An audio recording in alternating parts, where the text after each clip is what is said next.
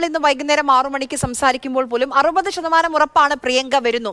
പക്ഷേ ഇതാ ഇപ്പോൾ വയനാട്ടിലേക്ക് പ്രിയങ്ക വരുന്നു. ഒരു രാഷ്ട്രീയ തലത്തിൽ നോക്കുകയാണെങ്കിൽ വളരെ വലിയൊരു ഗെയിം ചേഞ്ചർ ആണ് ഇത്. പ്രത്യേകിച്ച് നോർത്ത് ഇന്ത്യയിലൊക്കെ പ്രിയങ്ക കൂടി പാർലമെന്റിലേക്ക് എത്തുകയാണ്.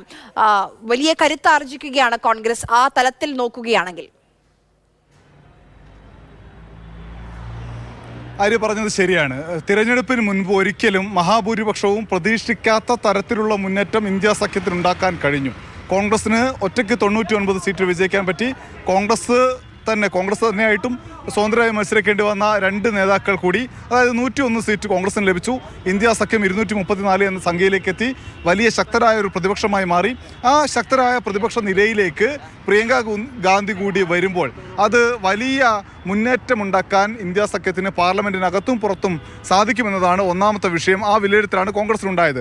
രണ്ടാമത്തേത്, പ്രിയങ്ക ഗാന്ധിക്ക് നേരത്തെ രാജ്യത്തിൻ്റെ പല ഭാഗത്തെ പ്രചാരണ വേളകളിൽ ലഭിച്ച സ്വീകാര്യത അത് പാർലമെന്റിലേക്ക് കൂടി എത്തുമ്പോൾ അത് വലിയ സ്വീകാര്യതയായി അത് വർദ്ധിക്കുമെന്നും കോൺഗ്രസിനും ഇന്ത്യ സഖ്യത്തിനാകെയും ഗുണമാകുമെന്നും അടുത്ത തെരഞ്ഞെടുപ്പിൽ കുറച്ചുകൂടി മെച്ചപ്പെട്ട പ്രവർത്തനം നടത്താൻ ഊർജ്ജമാവുമെന്ന വിലയിരുത്തൽ കോൺഗ്രസിനുണ്ടായിരുന്നു. അതുകൊണ്ട് തന്നെയാണ് പ്രിയങ്കയെ വയനാട്ടിൽ മത്സരിപ്പിക്കാം അല്ലെങ്കിൽ പാർലമെന്റിൽ എത്തിക്കാം എന്നൊരു ധാരണയിലേക്ക് എത്തിയത്.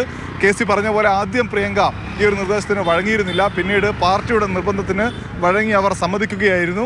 മാത്രവുമല്ല, വയനാടിനോട് രാഹുൽ ഗാന്ധിക്ക് വൈകാരികമായ ബന്ധമുണ്ട് എന്ന് അദ്ദേഹം വെറുതെ പറയുന്നതല്ല എന്ന് പലതവണ തോന്നിയിട്ടുണ്ട്. കാര്യം വലിയ പ്രതിസന്ധിയിലൂടെ രാഹുൽ ഗാന്ധി കടന്നു പോയപ്പോൾ വയനാട്ടിലെ ജനങ്ങൾ ഒറ്റക്കെട്ടായി കൂടെ നിന്നു എന്നുള്ളതാണ് ഒരു പ്രധാനപ്പെട്ട കാര്യം. ഓരോ തവണ വയനാട്ടിൽ പോയി വരുമ്പോഴും രാഹുൽ സന്തോഷവാനായിരിക്കാറുണ്ട് എന്ന് കെ സി പറയുന്നുണ്ട്. എന്തായാലും വയനാടിനോടുള്ള ആ വൈകാരിക ബന്ധം ഒരിക്കലും ഉപേക്ഷിച്ച് കളയരുത് എന്ന് രാഹുൽ ഗാന്ധിക്ക് ഉണ്ടായിരുന്നു. പക്ഷേ രാഹുൽ ഗാന്ധിയുടെ പ്രതികരണത്തിലും നമ്മൾ കേട്ടു, ഒരു MP മാത്രമായിരിക്കില്ല, വയനാടിന്റെ സെക്കൻഡ് MP ആയി ഞാൻ പാർലമെന്റിൽ ഉണ്ടാകുമെന്ന രാഹുലിന്റെ വാക്ക് വയനാടിന് എത്രത്തോളം നെഞ്ചോട് ചേർക്കുന്നുണ്ട് രാഹുൽ എന്നതിന് തെളിവ് കൂടിയാണ്. വയനാട്ടിന് ഒരു ജനപ്രതി ആവില്ല, 2 ജനപ്രതി ഉണ്ടാകുമെന്ന് പറഞ്ഞ രാഹുൽ ഗാന്ധി മറ്റൊരു കാര്യം കൂടി പറഞ്ഞിട്ടുണ്ട്. ഞാനും പ്രിയങ്കയ്ക്കൊപ്പം ഇടയ്ക്കിടയ്ക്ക് വയനാട്ടിലേക്ക് വരുമെന്ന്. അതായത് വയനാട്ടിനോട് എനിക്ക് എത്ര സ്നേഹമുണ്ട് എന്ന് രാഹുൽ ഗാന്ധി പറയുകയായിരുന്നു. മാത്രമല്ല, ഇനിയിപ്പോൾ രാഹുലും പ്രിയങ്കയും ഒരുമിച്ച് വയനാട്ടിലേക്ക് വരുന്നുണ്ട്. രാഹുൽ നന്ദി പറയും വയനാടിനോട്, അതേസമയം തന്നെ പ്രിയങ്ക ഞാനുണ്ട് നിങ്ങൾക്കൊപ്പം എന്ന് പറയുകയും ചെയ്യും. എന്തായാലും ഗാന്ധി കുടുംബം ഉപേക്ഷിച്ച് പോകുന്നില്ല.